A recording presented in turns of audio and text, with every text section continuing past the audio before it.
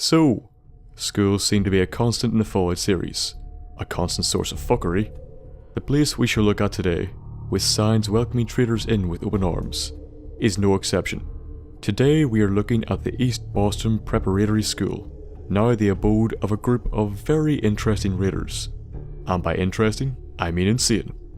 It is located here, nestled between the East City Downs and the East Boston Police Station. And looking around outside, this is the sight that greets us. So this is an airliner. To be more exact, it is approximately 1/6 of the knackered remains of an airliner. And the blast from the bombs most likely knocked it out of the sky and into this school, most likely taking many children with it as it did, along with the passengers it was carrying. Awesome. The airport is not far from here, so it may have been coming in to land, and it almost made it as well. The area that is wrecked seems to be floor upon floor of classrooms, and despite my best efforts I could find no corpses. One of the doors in the top floor there can be used to enter the building, although that's not the route we should be taking. Behind that wreck, we can find some of the school buses the children usually piled aboard. There are no corpses inside, not even the drivers, and it looks like they were parked and not in use. The bombs did hit just before 10, so it makes sense that no children were on board. They should already have been in class. I do find it odd, however, that these buses possess no seats. Can't have been the safest mode of transportation to use for a bunch of rowdy brats. The schoolyard, if you could even describe it as such, is also wrecked, overgrown and flooded from years of neglect. And here you will find another door that will allow you entry into the building. Back around the front we can find a sign that says purified water ahead, clearly meant to be a form of bait, and anyone who fell for it deserved to die in my opinion. I am more forgiving of the trader's welcome sign, but I mean come on, your survival instinct should be better than that. Now for the inside. So once again we see a school ready to celebrate Halloween, and given what the raiders here are like, can't help but feel its foreshadowing. The place is very ramshackle, and the parts that lead to the areas the plane went into have collapsed, cutting off any access. The room ahead, the gymnasium or drama hall I believe, is chained up when we arrive. Towards the middle of the room, sandbags have been set up, and at the far end of the stage, tables have been propped up along with some beer bottles. I think this was either a shooting range or a shooting blind of some sort, probably for training or just to pass the time when they were bored. To the right of this are the remains of two skeletons in wheelchairs. Now because I see no point in faking it, we can assume that they are in fact crippled. The one to the right has been dismantled completely, which, as we will come to see throughout this building, happens a few times. Another skeleton can be found collapsed out of their seat on the stage, so this was probably practice for a play or a concert of sorts, with this individual collapsed out of the chair being one of the performers, and the two in the wheelchair either the audience or perhaps part of the directing staff. Now to head into the halls and classroom. The one on the left is actually quite tame by this location standards. As you enter, nothing immediately jumps out at us as out of the ordinary, apart from the collapsed wall, which may have been the raiders doing, or it just did it naturally. The office at the back gives us some interesting items to look at however. A hat, yardstick and a pompadour wig can be found on the desk, and a freshly, or at least it once was, iron suit is laid out on an ironing board. Now for once I will not jump the gun and assume weird sex stuff. What is more likely is that A, this was a costume, possibly for what was going on in the hall, or B, the person in the office was looking for creative ways to cover up a bald spot. Then you see the feather duster and handcuffs, so then again, it could have been sex stuff. The adjoining room seems to be a break room of sorts, and someone drank themselves silly with Nuka-Cola, and then most likely died shortly after. But it's okay, they were fine. Corpses like this always confuse me. I mean, did you die in the explosion, in which case why were you drinking so many? Or did you die after? In which case why were you drinking so many? Either you had no loved ones to worry about, didn't give a shit if you did, or this was your dream. Either way, you were a sad person. Now back out into the hall. So I fucked up and knocked into these. We will never know what profound message they may have displayed. Also, there are many bones lying around here as the raiders here seem to like to do stuff with them. The door to the left is not open, so to the right we go, and then left. So there is parts of a skeleton here, stressing the parts bit.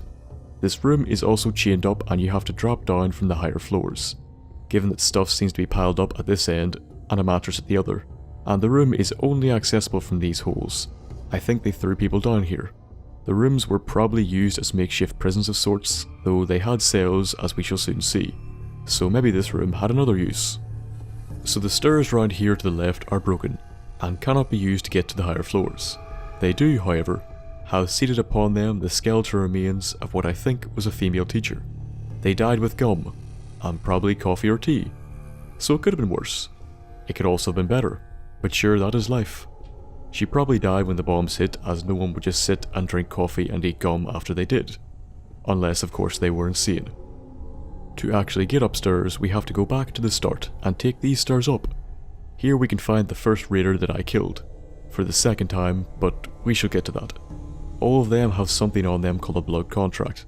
The number should give you an idea of the amount you will encounter here. So it seems to be a contract signed in the raider's own blood, swearing their loyalty to a judge and a jury, the identity of which we do not know, but obviously the judge is the leader here. So part of the next floor up has collapsed, and the concentration of raiders gets a lot higher from here on out. They even set up some high-tech can traps. Yeah, the bathroom, with its perpetually swinging can trap, is the first place we shall gander at. A hole in the wall at the end leads to the control board for the hall, where the lights and whatnot were operated. Also, there's a skeleton placed head first in a bin with I'm not sure what that is, a rotten tomato or something. If someone put it in there, fair enough. If they died like this, well, natural selection does exist for a reason. The locker outside of the bathroom has some of the creative touches from the raiders present. It's clear that they like to express themselves with human sculptures, unless some sick fuck did this before the war. The classroom immediately behind this is boring enough. Not much in it in the way of corpses or interesting things. However, behind the door leading to the adjoining science lab is a professor of sorts, with our favourite reused armless model. How they ended up in this position is a mystery. It was probably quite painful, I imagine. The lab itself is pretty empty, save for the loot and this board. Is it asking who the professor is? Or what the purpose of the line is? Or are these symbols meant to represent something more profound and puzzling altogether? Or was someone just bored? A mini nuke can be found with the head of a skeleton underneath it.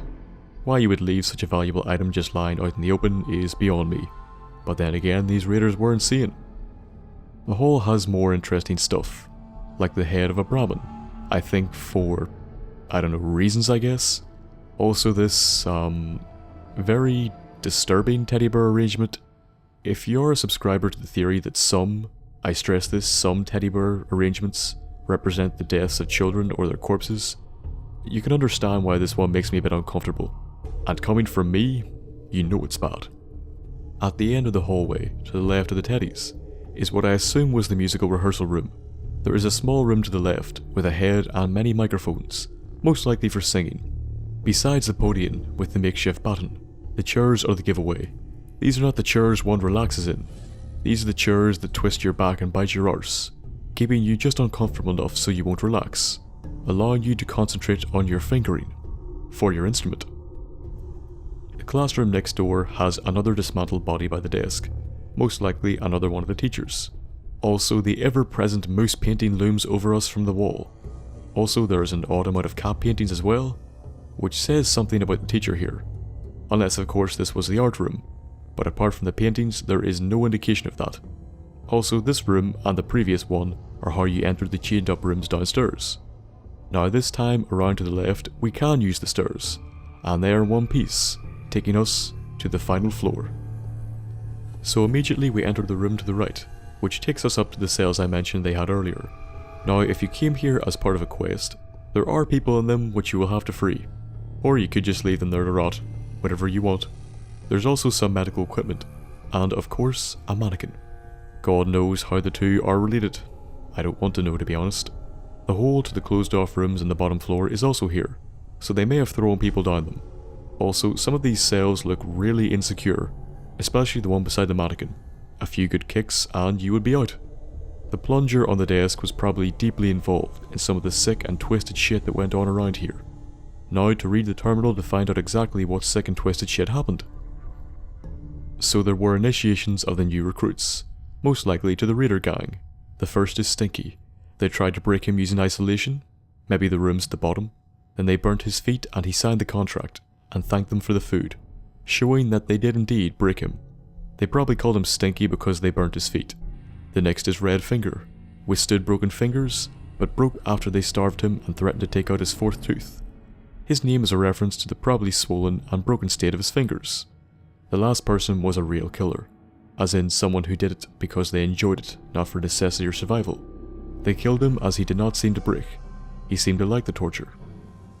So they tortured people until they signed the contract, though by that point the threat of what would happen if they broke it probably kept them in check. The next room has a number of cells in it as well, and these ones look a little sturdier. Also, from the mattress at the bottom, it seems likely this was the room people were thrown down from, as the other one has nothing to break the fall. The keys to the cells can be found beside the terminal, and it contains the rest of the entries. The first is Fishface. They used a careful regime of beatings and healings in order to break him. He most likely got skinny as he wasn't able to eat any food after the severe beatings. They put him on the same crew that did that to him after he signed the contract. Rock Teeth, however, was a hardened bastard and survived a lot of shit, all the way up to Teeth Pulley. However, being blinded would break most people, and he signed the contract, most likely with a lot less teeth than before. Beggar wanted to die, and beatings and starvations did not break him, but rats did. This is probably a reference to the character Winston Smith from 1984, as they broke under a similar torture. So they used torture to break their captives, and then made them sign the contract pledging their loyalty. This was probably quite easy for many of them, as like Fishface, they were invited onto the crew after they had been tortured. As a result, they would most likely be quite eager to dish out to others what they themselves had just received. Just outside these rooms we can find the remains of another teacher, this one armed with a yardstick and cutting board for some strange reason, I don't know. The room down the hall to the right of this seems to be where they slept. I want to stop here and talk about a bug in this place. I did the quest from Bunker Hill, cleared the whole place out, yet when I came back here to record it, it was full of raiders again. So if you cleared this place out once, it's most likely full of raiders again. Not sure if doing the quest causes the bug or not, but I thought you would want to know. So the next room is where the leader's located, and they're in an odd position, and it has weird mannequin shit in it. I have made it clear where I stand on such tomfoolery. It also contains quite a bit of drink, which I'm sure this spread eagle chap drank. A chap called Judge Zeller, the leader here and the judge referred to in the blood contract. So he was still dead the second time I got here, and I don't know where his clothes are. I never took his armor, he still has it. So yeah, his current position was not my doing, I swear. Also, the mannequin has a knife. Cigars and the like can be found in his makeshift room. So he is clearly a man that enjoyed the finer things in life. You know, besides hurting people. The shenanigans, however, do not end there. Across the way is the bathroom, and inside the first sink in this bathroom is a skull. Not the worst thing we've seen, but it is there. Directly opposite that is the corpse of what I assume was the janitor, who seems to have gotten pissed and then most likely died face down in a puddle of piss, possibly a puddle of his own making. The toilet next to this is quite tame, which lulls you into a false sense of security for the nonsense one cubicle over.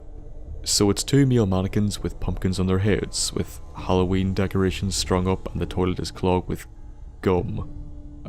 I have many questions. However, I shall never receive answers to them, so we must move on. This part of the roof seems to have collapsed, and I think it's what's responsible for the holes on the remaining floors. The piping or something must have broken off. This is also where the doors I pointed out at the beginning lead to.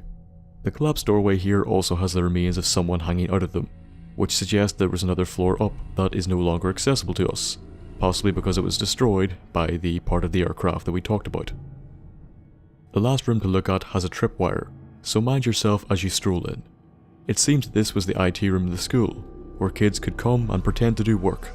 One such individual can be found fallen out of their chair, with an empty bottle of Nuka-Cola on the desk. Beside them is an issue of Astoundingly Awesome Tales, adding bonus healing from Radaway. Hooray! So that concludes the East Boston Preparatory School, a school with weird teachers in it going from how some of them died. A school that was destroyed by nuclear fire, and 1/6 of a plane. It has been taken over by Judge Zeller's raiders. They entice traders with signs of welcoming, and idiots with signs of water. They take people and initiate them. They use various forms of torture to break people, and then make them sign a blood contract, with the threat of more pain keeping them in line. The initiation crew may have been made up of new initiates, as they would be eager to inflict on others what they themselves had just felt. In the end, I think Zeller's methods, while brutal, were very effective and a bit ingenious. It just goes to show you, those that cope the worst in a civilized setting are the best performers when things revert to a more primal nature. Also, I would like to reiterate, I did not strip him. That was not me.